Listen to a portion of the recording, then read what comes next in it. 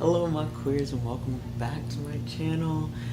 Today we'll be talking about my horrendous high school experience. Yay! Honestly, I'm just talking about this so I can get it on my chest because that shit was... It was awful, okay? It wasn't a good time. And I'm glad I made it out alive, to be honest. Okay. I got my list here. Isn't this a nice little book?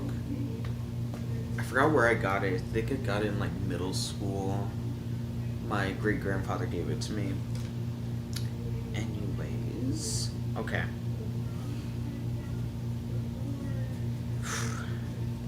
As you can tell, So, a little about me. I am Afro-Latinx. My pronouns are she, they. And at the time of high school, I was a heterosexual black woman that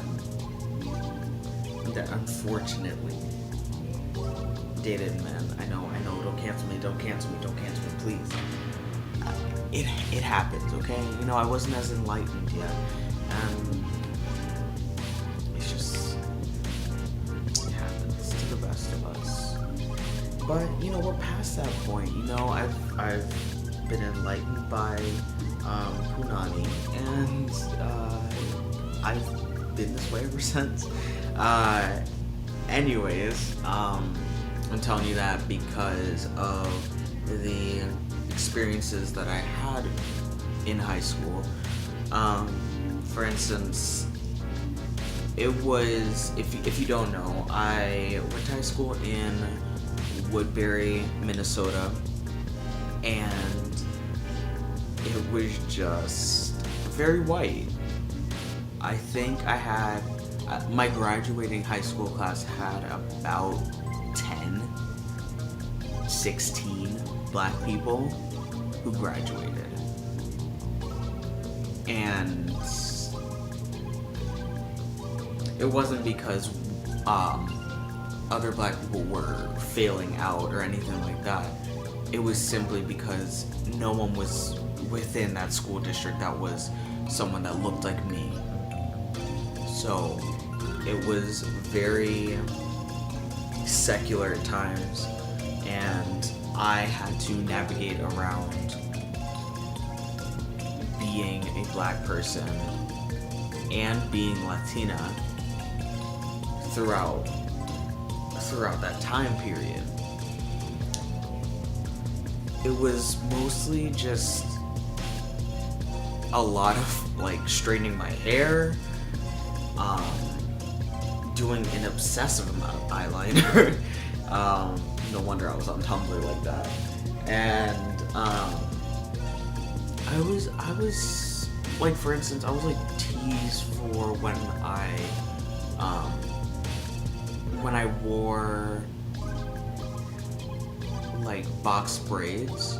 People were always touching it and yanking on it. I don't even know what these fucking parents are teaching their kids to be like pulling on other people's hair in high school. It was fucking disgusting. And I think a turning point for me was when I showed up with like these bomb ass it was like thicker braids and coming down in coils, and someone called it like tentacles. So they were just calling me like tentacle head. And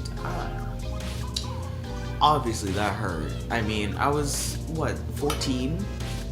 I was only 14. Like, this was like freshman year. And also I was dealing with, no, let me finish that thought. But it was hard for me to hear that, knowing that like that's just the way I want to wear my hair, and I can't even do that. The self-expression was already being just silenced. And excuse me, I need to pick out my hair because Sis is losing some volume. There we go, sis. There we go. And on top of that, I had just moved, or my family had just moved from North Carolina. So, going from that racist ass place from like, I was 14 when we moved, and then coming here, and I had no friends. I was planning on just like going to high school in North Carolina with my friends from middle school. Like, I'm sure most people who didn't like move around did, and honestly, it was really hard. And when I got to high school, I was dealing with all these different things, like not having friends and things like that. So my parents were like, okay, you're gonna join like some type of sport or whatever, because like this ain't it. You know, you're gonna be out here. Oh, also, look at my little pig. Look at the little fist. Oh, isn't it cute? Oh, these for black, of course. So what was I saying? Right. So I joined cross country, and bro. If any of y'all have been in cross country, I commend you. That shit was so exhausting. I would never want to run like that ever again in my life. I'm like, ever. I don't ever want to lift up my legs for a long period of time like they made me. 8-mile runs? For what? No. Oh my god. And they lost my ass. That's another story for another day. If you want to hear that, put that in the comments down below. But that shit was a mess. It's a whole story time. Right. I was like really I was really nerdy. I was really fucking nerdy. In like the best way. I didn't think it was good at the time, but I'm owning that nerd shit now. I was reading all these damn books, like these thick ass books, like bitch was 450 pages, you know, and I wasn't talking to a lot of people. I was just reading my books, minding my own business. I didn't want to talk to anyone. I didn't really know anyone. It's not like anyone was really nice to me. Mostly just like people like side-eyeing me, like, why is this little black girl reading like this? Like, what? I thought they couldn't read. No. I'm getting distracted because I don't like talking about it, and that's on mental illness, sis. But so let me see what I got in my notes. Oh yeah, in my specific friend group or groups that I had,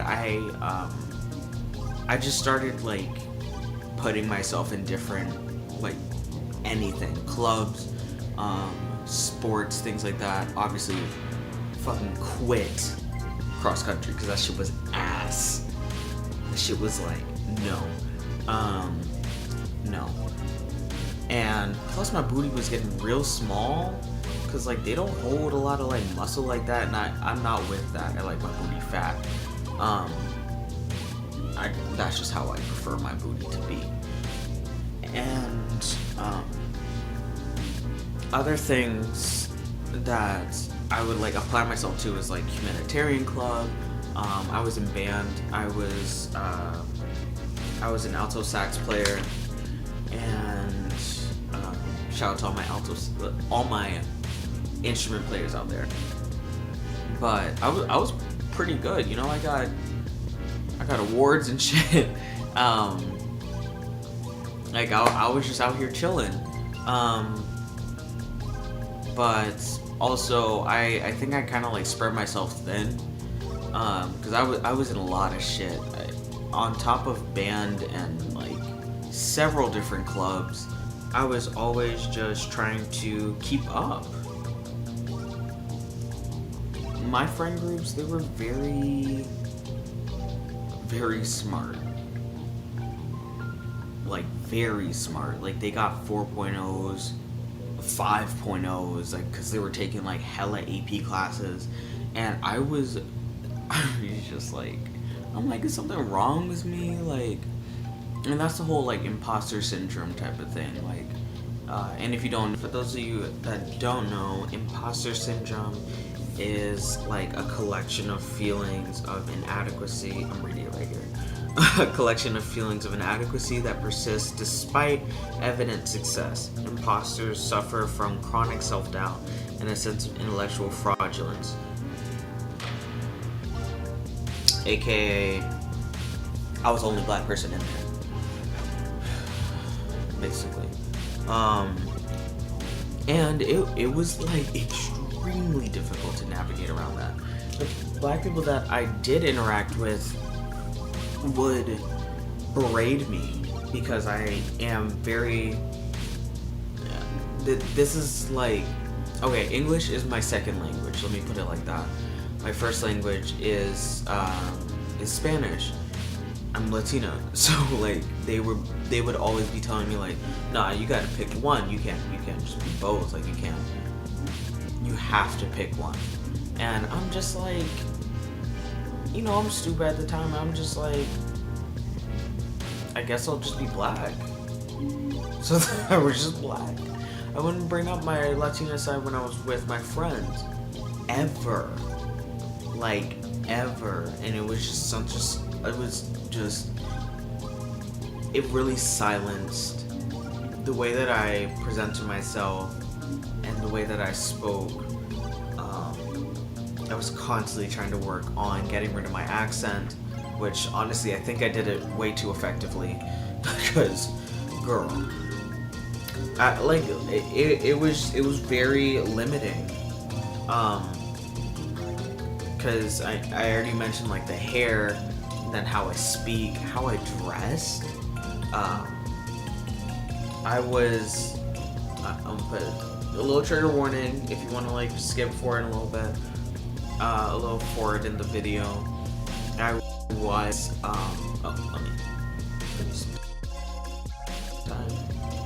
there would be these fucking white boys that would, like, when the bell rings and like everyone's like shuffling through the hallways and stuff like that, in all of that chaos, because I went to a pretty big school, like 1,600 people, just about. When all that like mess was happening, the bell was going on, there would be kids that would just grab my ass or like thrust on me, and it was just like, obviously I don't even know what I have to say about that, to be honest. It's just wrong. It's just, I shouldn't have had to experience that. And then at the same time, I couldn't find a boyfriend for shit. And it was just like, okay, well, obviously people are sexually attracted to me, you know, grabbing on me like this. When I had crushes, they were never reciprocated. And I mean, it really did something to my ego, for sure. Now, no, they were just the wrong people for me. They were definitely the wrong people for me. The ones that I dated and the ones that I had crushes on. Because, you know, they weren't women. What do we call her? Speed.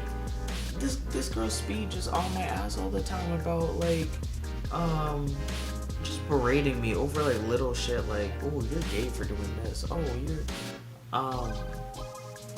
I saw you just do that, or why are you looking at her like that? I'm like, damn girl, like, can you just, man, I stink, like, always in my business, man, for real.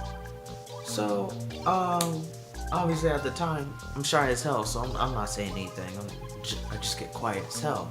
That's like, I didn't know what to fucking say to that. Like, I don't even know what that means. It just led to a lot of internalized homophobia. And who did that help? Right? Who did that help? I just don't understand people who were like just hating people for no reason. Really? really, like, not even like, oh, you just see a really punchable face. You're like, damn, I really wanna just, you know, that's like, okay, hating for like no reason. But, I mean, you're not gonna act on that. The people who act on these little internalized feelings of racism, homophobia, xenophobia, all this other shit, why? Does it make you feel better? Like, just say you don't have a personality and go. Like, leave us the fuck alone. But also, I was like too black for the Latinos and things like that. And they were saying the N-word like constantly anyway. I remember this one time I was trying to tell one of these girls, like, chill with that shit, like, that's not cool. Like, stop doing that shit. And like, I was a pretty shy bitch, okay? Like, I wasn't talking to anyone for very good reason. Like, people were just not nice to me. So, and when they were nice to me, I would latch onto that. I would be like, oh my god, someone, like, anyone, please. Oh man, that sounds like a loner. No, it was. I mean, I kept a lot of people around me, but I didn't relate to a majority of them. I mean, for obvious reasons. I mean, we just weren't interested in the same stuff, and the bullying and shit. So I mean, that didn't make it easier. Yeah, this same like group of friends, right? Just this one group of friends, Speed, and this other girl. She was of Asian descent, and like, I went into their friendship as like, like a third party. So old girl Speed was just constantly just questioning why I was there, or just purposely not inviting me to things, even though she like lived down the street from me. And when I would confront her about that, she would just gaslight the shit out of me and just be like, I don't know what you're talking about. You're really blowing things out of proportion. And I just like doubted myself completely. She was calling me a liar a lot. And it's just because like I had misinformation over some things, and it really wouldn't be too big. Which just closed me off even more. I wouldn't open up about anything. And that left a lot of, like, when birthdays came around, things like that, they wouldn't know what to get me, because I wouldn't open up about anything. All they knew was that I was shy, I read books, and I liked sugar. Like, it was such a superficial friendship. And it felt like everyone, like, and we had more people in the group as like the years went on, but as the group got larger, I just got phased out even more, because I was an annoyance, especially to Speed. But then all the other people started to catch on, so they wouldn't talk to me either, or they would shorten their conversations with me, and it was just a petty ass thing. But I know what I felt. Like, that's one thing no one can take away from me. I know what I felt, I know what I was experiencing, and I didn't feel safe talking about things I cared about in front of these people. There was maybe only one person that she actually introduced herself to me, because every lunch period I was just like sitting, the little place where there's just like, there's no integration, like, usually it's like a round table like that, there's actually a bar over here that you can just like grab a seat and then just eat there. It's really like isolated. And this one girl, let's see, we'll call her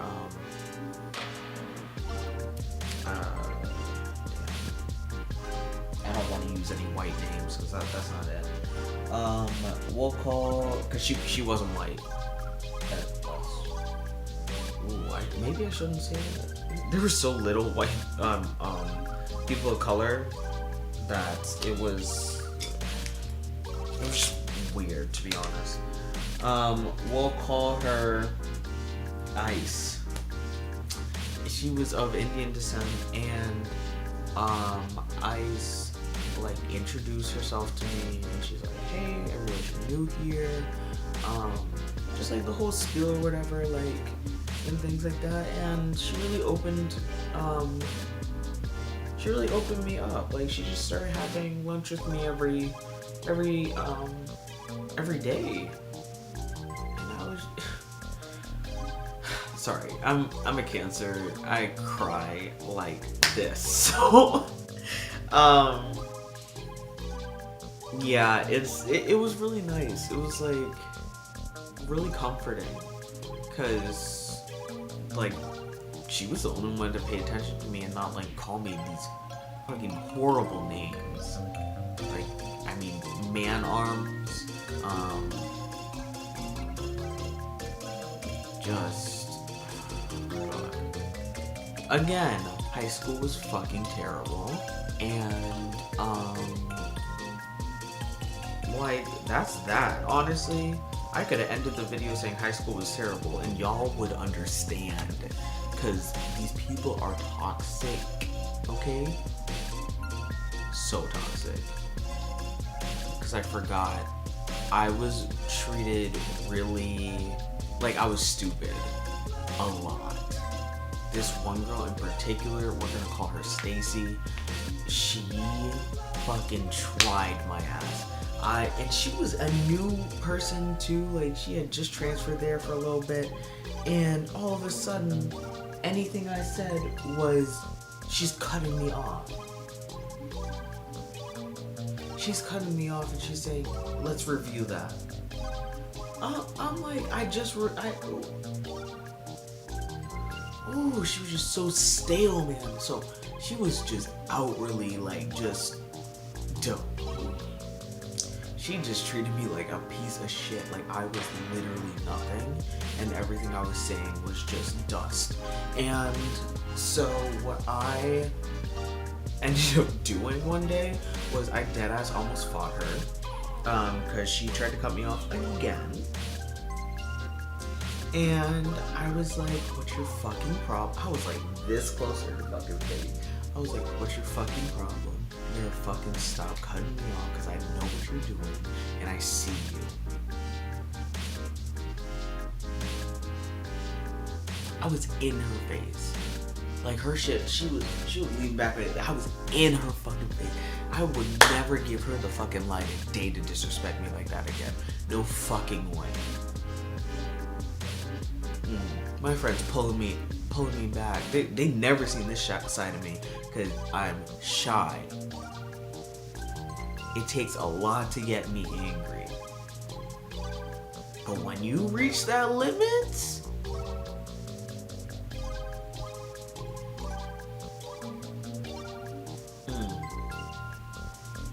now I'm not afraid to be angry. Ooh, I'm not afraid of these stereotypes anymore. Try me. On a positive note, back to the friend who oh yeah, she was like introducing me to everyone or whatever. She made me a lot more comfortable to be like out of my shell, like, you know, create a personality for myself, like get into things that I love, that I enjoy, art, music.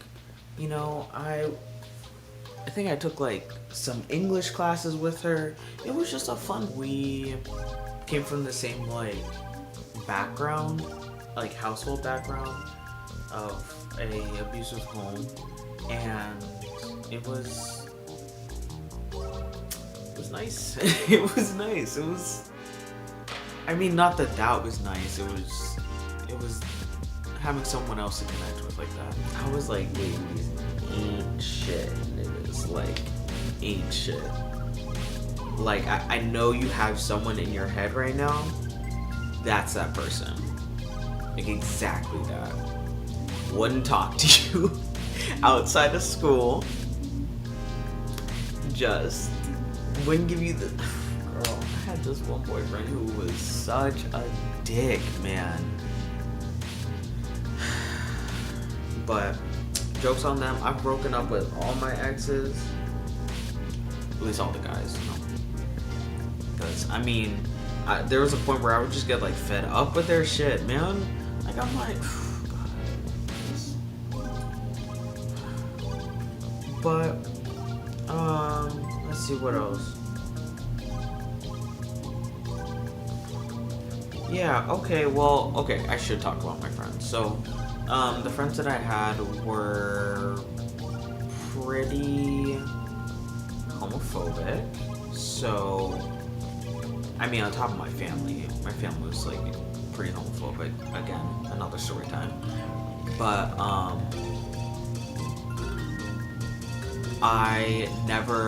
it's not that I felt comfortable liking women before high school, because that wasn't the case either.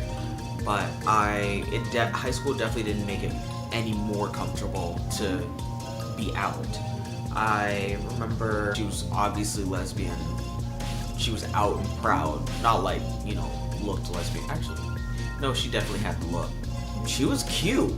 She was cute as hell, and I always wanted to talk to her and shit. But you know, the entire, like, I didn't want to lose my small ass friend group just to talk to her, and I definitely take accountability for that. I feel so shitty about it. They would just be the rudest, meanest people about, like, my friends would be so mean about her appearance, her just how she speaks, or how she spoke and things like that. And I'm just like, I'm silent. Like, I'm silent. I'm just like, I don't have anything to add to this conversation. I just think she's doing her. Like, I had that mindset from like forever, you know. I just let people do them. Like, I don't like talking shit to people like that. I mean, unless they're doing something foul. If they did something foul to me, then best believe I'm gonna be telling my friends, like, nah, because I gotta vent my shit out. And on top of that, the out and proud gay men in the community were only white. So those are the only gays that the only queers that I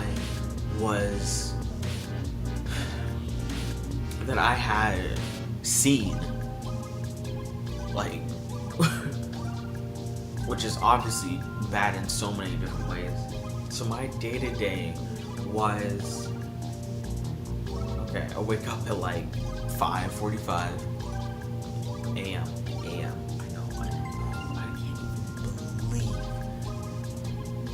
I can't believe I used to wake up at that time every day and then go to 7 individual classes with 10-minute breaks in between. Not even 10, 5 minutes to get your books. So anyways, 5:45, went and caught the bus in these fucking momentous fucking... If I have a video from me walking to the bus, I will put it in here. Because the mountains of snow that I had to walk through was insulting. I cannot believe I woke. Oh god, it was so dark outside and everything. I'm just like, bro, what the hell? What the hell is this? Oh god, I didn't. Man, this state gets way too much snow. But that's none here or there. So yeah, go on the bus. I see the same like 5 people every day. No one talked to each other, which was so different for me, going from like middle school and everyone's like talking to each other all the time. Everyone like knows each other, and then I get on this fucking drab ass bus. Everything just looks gray to me. No one's talking, even though like I'd seen some of these people at like the clubs that I was in, things like that, and we've interacted there. They were cut off from me. Like everyone had their own seat, and everyone just like stayed to themselves. Oh, it was so lonely. When I got to school, one of my classes would always be band. There's always some of us in there, you know. And I mean, we're everywhere. I just wish we had more freedom in high school. So be in band. And I had to carry my saxophone into school every day. If you have a tuba or one of those big ass brass instruments, the big ass string instruments, I commend y'all. And it would be the littlest people carrying those things too. They just had little backpacks on, and it's like more than half of their body. They're coming in. Man, I commend them. But seriously, I was cool with them people.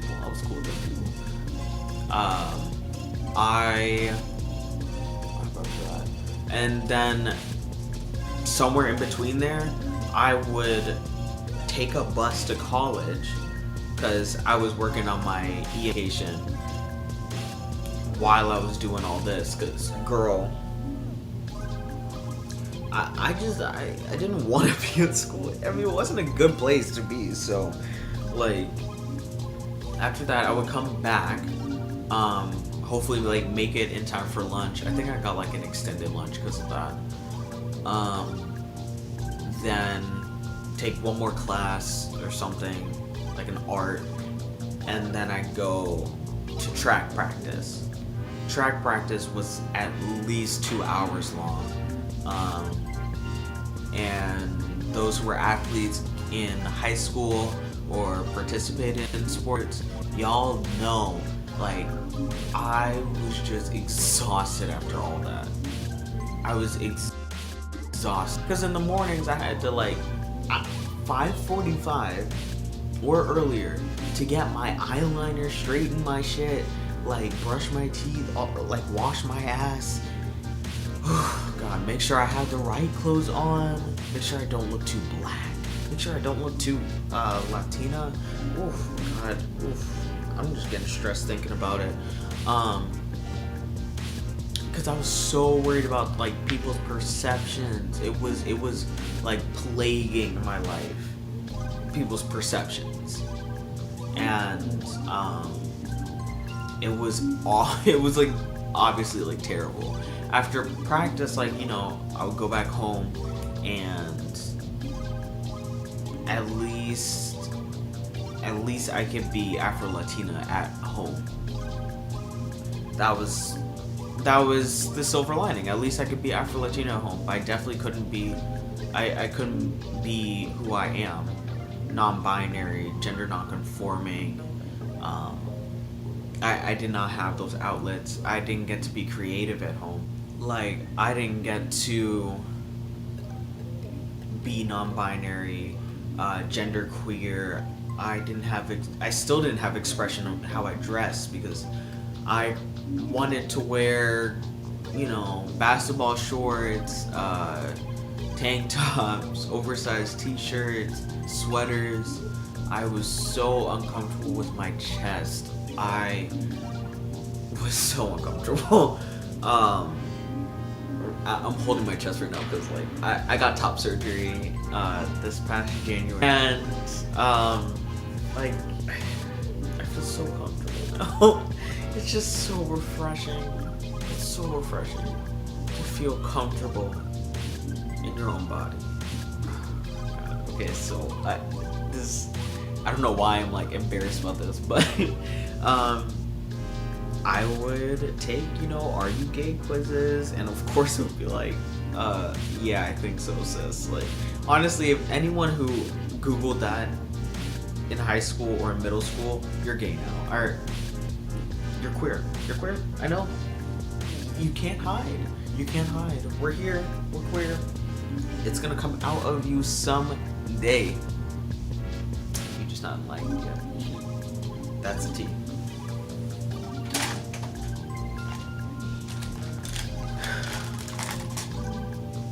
Sorry to grab this. Anyways, so